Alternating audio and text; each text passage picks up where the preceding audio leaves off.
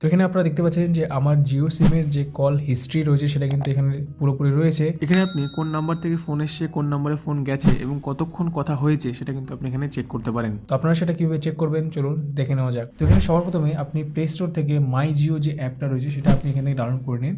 তো আপনি এখানে প্লে স্টোরে গিয়ে মাই জিও লিখলে আপনি এখানে অ্যাপটা দেখতে পারবেন, এটাকে আপনি জাস্ট ইনস্টল করে নিন। তো আমি এখানে ইনস্টল করে নিয়েছি, জাস্ট এটাকে আমি একবার ওপেন করে নেব। ওপেন করার পর আপনাকে এখানে আপনার মোবাইল নাম্বার দিতে হবে, যে মোবাইল নাম্বারের কল হিস্ট্রি আপনি এখানে দেখতে চান। তো আমি এখানে আমার মোবাইল নাম্বারটা দিয়ে নিচের দিকে জেনারেট ওটিপি অপশনে ক্লিক করে দেবো। তো সেই নম্বরে একটা ওটিপি আসবে, যে ওটিপিটা আপনাকে দিতে হবে। দেওয়ার পর এখানে কিন্তু আপনার সেই ফোন নাম্বারটা লগ ইন হয়ে যাবে। এবার আপনাকে কী করতে হবে, আপনি নিচের দিকে যে মোবাইল অপশনটা দেখতে পাচ্ছেন সেখানে ক্লিক করুন।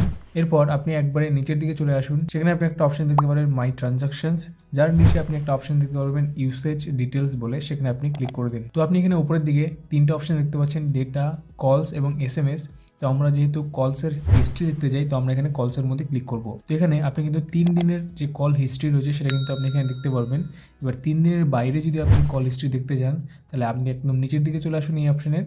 এখানে আপনি একটা অপশন দেখতে পারবেন, do you want to view details usages statement, আপনি সেই অপশনে ক্লিক করে দিন। তো এখানে সিলেক্ট পিরিয়ড অপশনের মধ্যে লেখা রয়েছে যে statement can be generated for last 180 days, মানে 180 দিন আগে পর্যন্ত আপনি কিন্তু এখানে ডেটা দেখতে পারেন বা কল হিস্ট্রি দেখতে পারেন।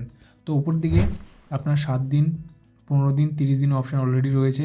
এবার আপনি কিন্তু কাস্টম ডেটস অপশানে ক্লিক করে এখানে কোন ডেট থেকে কোন ডেট অবধি চান সেটা কিন্তু আপনি এখানে সিলেক্ট করতে পারেন। ধরুন আমি এখানে এটাকে সেপ্টেম্বরের 1 তারিখে সিলেক্ট করলাম।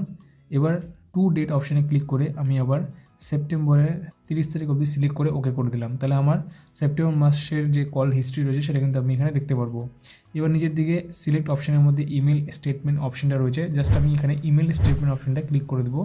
এবার এখানে আপনার ইমেল আইডি আপনাকে দিতে হবে। তো এখানে আপনার যে স্টেটমেন্ট রয়েছে সেটা কিন্তু আপনার ইমেলের মধ্যে চলে যাবে। তো এখানে আমার ইমেল আইডির মধ্যে আমার কিন্তু স্টেটমেন্টটা চলে এসছে। আপনার নেটওয়ার্কের উপর ডিপেন্ড করছে এটা কত তাড়াতাড়ি আপনার কাছে আসবে, এটা আসতে কিন্তু একটু টাইম বা সময় লাগতে পারে। তো জাস্ট আমি এখানে ডাউনলোড অপশানে ক্লিক করবো বা এটার উপরে ক্লিক করবো। তো এখানে কিন্তু আমার স্টেটমেন্টটা আমি পেয়ে গেছি। এবার আমি যদি এখানে আপনাদেরকে একটা জিনিস দেখাই, যেখানে লেখা রয়েছে যে statement from 1 September to 30 September, মানে 1 মাসের স্টেটমেন্ট আমার এখানে রয়েছে। এবার আপনি যদি নিচের দিকে চেক করেন তাহলে কিন্তু আপনি সমস্ত আপনার স্টেটমেন্টগুলো দেখতে পারবেন।